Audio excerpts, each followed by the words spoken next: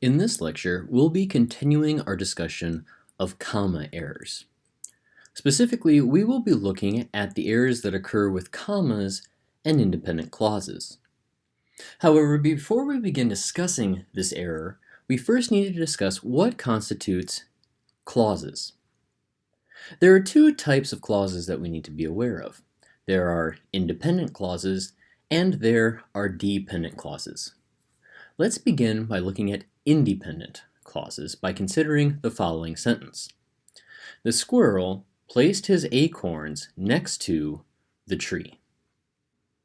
Independent clauses possess three elements.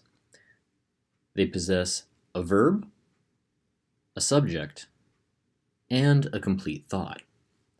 So within this example sentence, we can identify the verb placed.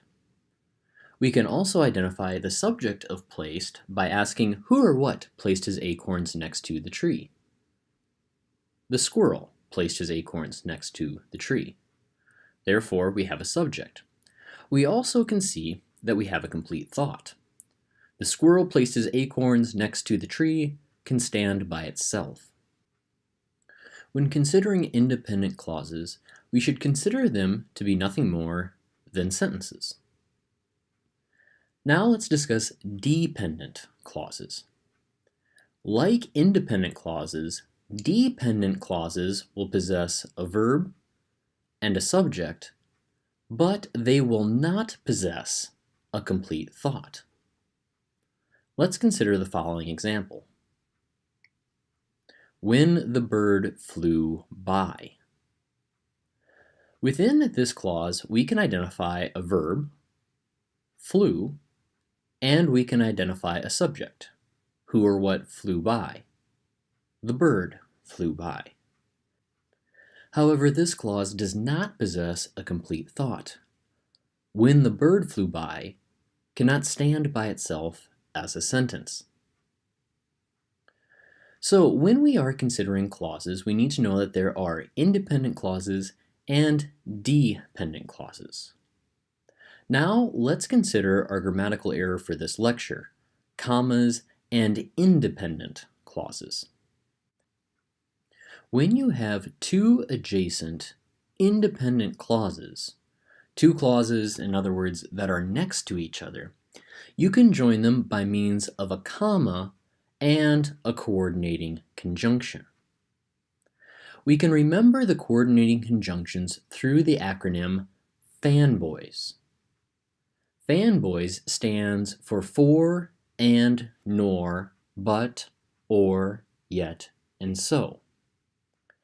So if you have two independent clauses next to each other, we can join them by means of a comma and one of these coordinating conjunctions. Let's take a look at an example sentence. The bull was angry.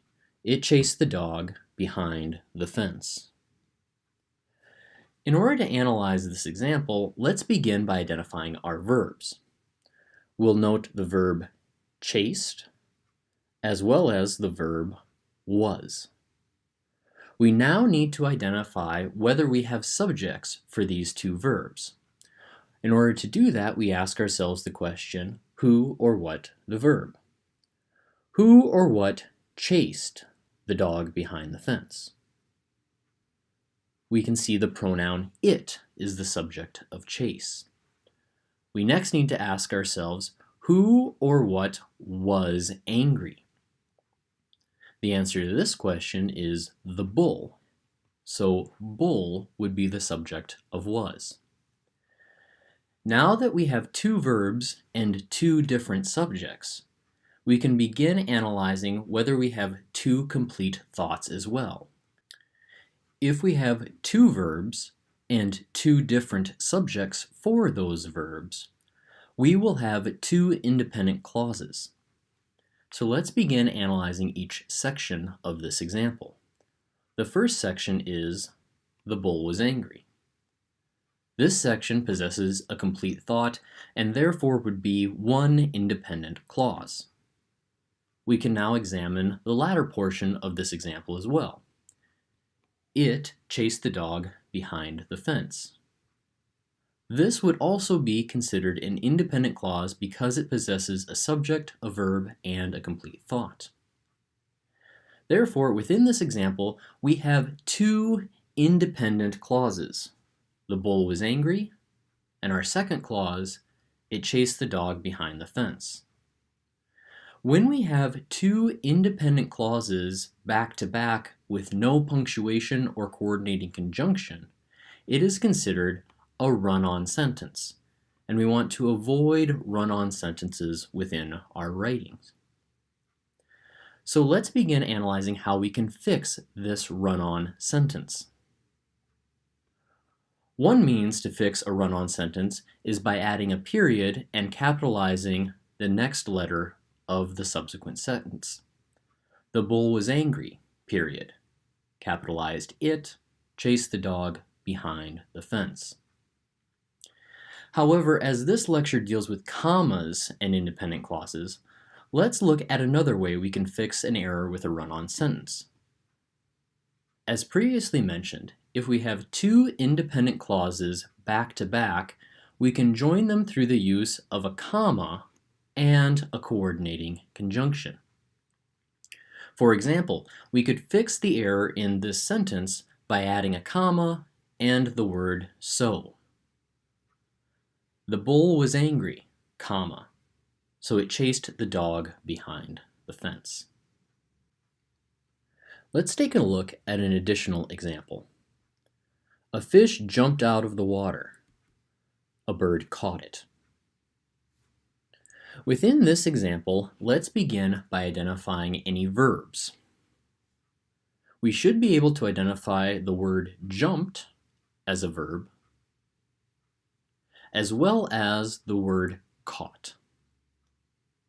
Now that we have two verbs, we need to identify whether we have two separate subjects for each of these verbs.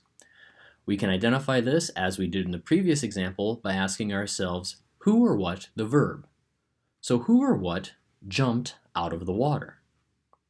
Clearly, a fish jumped out of the water. Who or what caught it? A bird caught it. Now that we have two verbs and two separate subjects for each of those verbs, our last step is to identify whether each of these sections of our example possess complete thoughts. Let's take the first section. A fish jumped out of the water. This section of our example possesses a complete thought as well. Let's now take the second part of the example. A bird caught it. As with the first section of this example, this second section also would be an independent clause because it possesses a subject, a verb, and a complete thought. Now that we know that we are dealing with two independent clauses that are back to back, we need to identify whether these are joined correctly.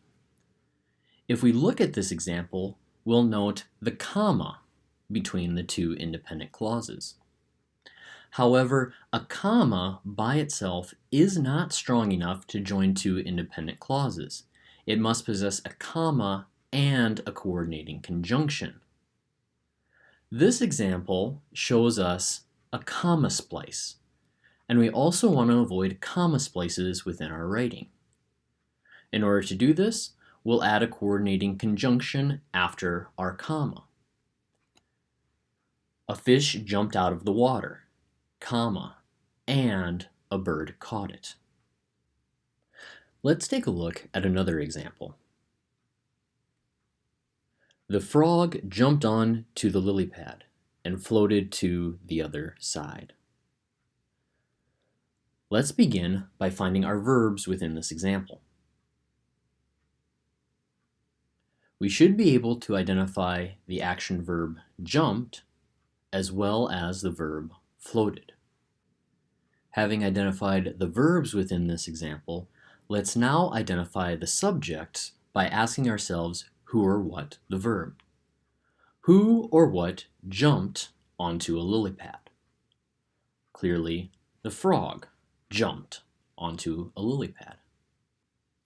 We can now ask ourselves who or what floated to the other side. Here again, the answer appears to be the frog floated to the other side. As opposed to our previous examples where we had two verbs and two subjects, this example provides us two verbs but only one subject. If we only have a single subject, it is impossible for us to have two independent clauses. In order to have two independent clauses, we need two verbs, two subjects, and two complete thoughts. So this sentence would be considered correct. The frog jumped onto a lily pad and floated to the other side. Let's go through and review what we have learned so far regarding commas and independent clauses. Independent clauses possess a verb, a subject, and a complete thought. We should consider independent clauses merely to be sentences. When we have two independent clauses back to back, with no punctuation between them, we have what is called a run-on sentence. We want to be sure that we avoid run-on sentences within our writing. Similarly, if we have two independent clauses with merely a comma between them, we have an error called a comma splice. In order to avoid these two errors, we need to ensure that we have a comma and a coordinating conjunction between two independent clauses. The acronym FANBOYS can help us remember these coordinating conjunctions.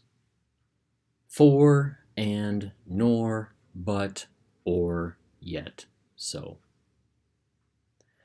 Now that we have reviewed commas and independent clauses, let's take a look at a few examples to help solidify our knowledge of this concept. Kevin bought a new car, but he did not purchase a warranty. Let's begin by finding the verbs within this example. We should be able to note the verb bought, as well as the verb and helping verb did purchase. Our next step in order to identify whether we have two independent clauses is to see whether we have two separate subjects by asking ourselves who or what the verb. So who or what bought a new car? Kevin bought a new car. Who or what did not purchase a warranty? He did not purchase a warranty. Now that we have two verbs and two separate subjects for each of those verbs, we can begin identifying whether we have two complete thoughts. Kevin bought a new car. This section of the example can stand by itself. He did not purchase a warranty. This section can also stand alone. Therefore, we have two subjects, two verbs, and two complete thoughts, meaning we have two independent clauses back to back. When we analyze the sentence further, you should be able to note the coordinating conjunction but between these two independent clauses. However, a coordinating conjunction by itself is not strong enough to join two independent clauses. We must have a comma and a coordinating conjunction. So our final sentence would read, Kevin bought a new car, comma, but he did not purchase a warranty. Let's look at another example. Maria mowed the lawn and then planted some flowers. As with the previous example, let's begin by identifying any verbs within this sentence. Hopefully, we can identify the verbs mowed as well as planted.